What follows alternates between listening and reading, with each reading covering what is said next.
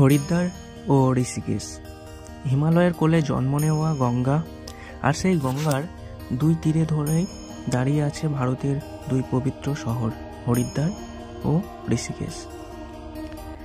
একদিকে যেখানে আছে ধর্ম, গঙ্গা আরতি, শক্তিপীঠ, অন্যদিকে আছে যোগ, শান্তি, প্রকৃতি আর মহানির্মল গঙ্গা। চলুন আজ দেখে আসি হরিদ্বার ও ঋষিকেশের কিছু দর্শনীয় স্থান। ভিডিওটি শেষ পর্যন্ত দেখবেন। স্বাগত জানাই আপনাদের ভারতের অন্যতম পবিত্র শহর হরিদ্বারে, যেখানে গঙ্গা প্রথমবার হিমালয়ের কোলে থেকে নেমে আসে সমতলে, যেখানে ধর্ম, প্রকৃতি, আধ্যাত্মিকতা একসাথে মিশে গেছে অপরূপ সুরে। হরিদ্বার শব্দের অর্থই হলো ভগবান হর বা বিষ্ণুর দ্বার। উত্তরাখণ্ড রাজ্যের গঙ্গার তীরে অবস্থিত এই শহর দিল্লি থেকে প্রায় 220 কিমি দূরে, ঋষিকেশ থেকে মাত্র 25 কিমি দূরে। হিন্দু ধর্মে বলা হয় হরিদ্বার হলো সপ্তমোক্ষ দায়িনী নগরী। যে 7টি শহরে গিয়ে মোক্ষ লাভ হয় তার একটি হরিদ্বার। পুরাণ বলে এখানে স্বর্গ থেকে প্রথমবার অবতীর্ণ হয়েছিল দেবী গঙ্গা, আর প্রতি 12 বছরে একবার এখানে বসে মহাকুম্ভ মেলা। এখানে লক্ষ লক্ষ মানুষ পাপ মোচনের আশায় গঙ্গা স্নান করেন। হরিদ্বারে যে সমস্ত দর্শনীয় স্থানগুলি রয়েছে তার মধ্যে সবথেকে প্রধান হচ্ছে হর কি পৌড়ি ঘাট, হরিদ্বারের প্রাণকেন্দ্র হর কি পৌড়ি। বিশ্বাস করা হয় এখানে ভগবান বিষ্ণুর পদচিহ্ন রয়েছে। প্রতিদিন সন্ধ্যায় এখানে গঙ্গা আরতির সময় হাজার হাজার প্রদীপ ভাসে গঙ্গার বুকে। পুরো পরিবেশ জেগে ওঠে আলোক, মন্ত্র আর ভক্তির সুরে। এছাড়াও রয়েছে মনসা দেবীর মন্দির, চণ্ডী দেবী মন্দির। তো এরপর আমরা এখন যাচ্ছি মনসা দেবী মন্দির। এই মন্দিরে আপনি চাইলে পায়ে হেঁটেও যেতে পারেন বা রোপওয়েতেও যেতে পারেন। আমরা এখন মন্দিরের ভিতরে প্রবেশ করছি, তো তোমরা দেখতে থাকো মনসা দেবী মন্দিরটা।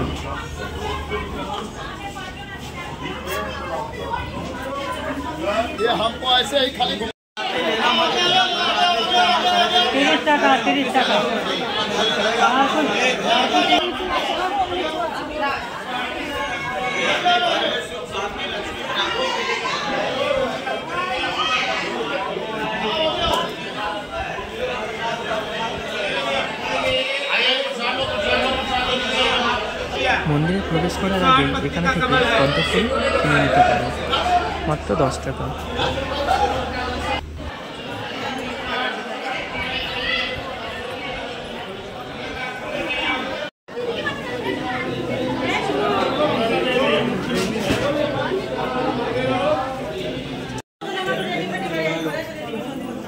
माँ लक्ष्मी गणेश भगवान का पहला मंदिर है। माँ मनसा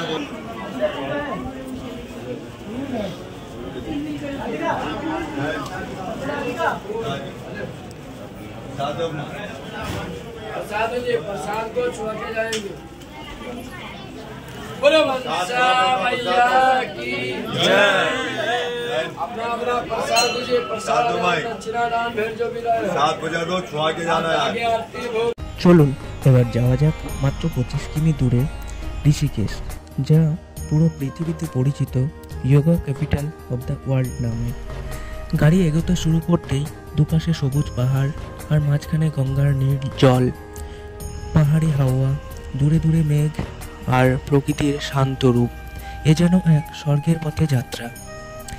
ঋষিকেশে ঢোকার আগে পবিত্র স্মৃতি মনের পর্দায় ভেসে উঠল, যেখানে দেবী সতী দেহত্যাগ করেছিল।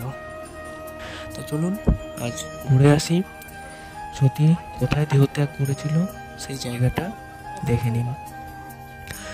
দক্ষযজ্ঞে নিজের স্বামীর অপমান সহ্য করতে না পেরে তিনি অগ্নিকুণ্ডে আত্মাহুতি দেন। এই ঘটনার পর মহাদেব সারা সৃষ্টিকে কাঁপিয়ে তাণ্ডব শুরু করেন, আর ভগবান বিষ্ণু সুদর্শন চক্র দিয়ে সতীর দেহ খণ্ড খণ্ড করেন। এই হচ্ছে সেই স্থান। ঋষিকেশ প্রবেশ করেই প্রথমে এলাম তিরুপতি বালাজি মন্দিরে। সাদা শান্ত মন্দির আর ভক্তিময় পরিবেশ। এরপর আমরা পৌঁছে গেলাম ঋষিকেশের হৃদয় ত্রিবেণী ঘাট, যেখানে গঙ্গা, যমুনা ও সরস্বতী এই 3 নদীর মিলন ঘটে। এখানে দাঁড়ালে বুঝতে পারা যায় কেন এই ঘাট হাজারো বছরের ভক্তদের আকর্ষণ হয়ে আছে। এরপর আমরা পা বাড়ালাম জানকী ঝুলার পথে। গঙ্গার উপর ঝুলন্ত সেতু পার হওয়া মানে অন্যরকম অনুভূতি। নিচে দ্রুত স্রোত, সামনে পাহাড়, এ যেন প্রকৃতি ও আধ্যাত্মিক মেলবন্ধন। তারপর আমরা এলাম গীতা ভবনে। গঙ্গার ধারে অবস্থিত এই জায়গা যেন জ্ঞান আর শক্তির মিশ্রণ। আসুন আজ গীতা ভবন থেকে শুরু করে ঋষিকেশের সমস্ত জায়গা ঘুরে দেখি।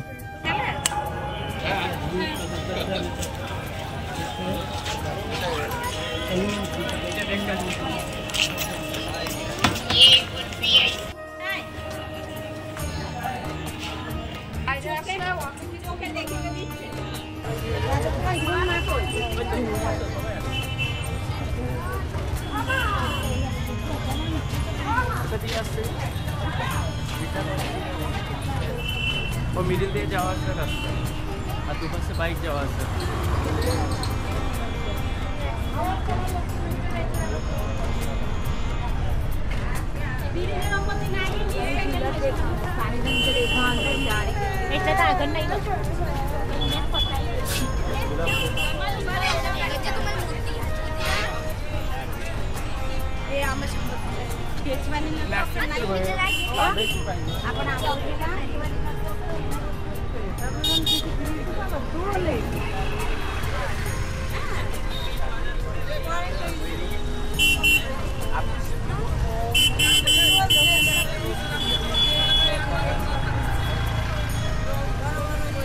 এটা রাতে দারুণ লাগবে, সব লাইট দেওয়া।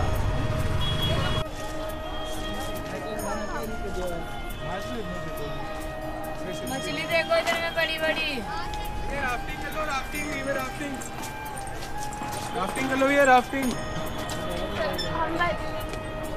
हम लोग सारे कोई पार।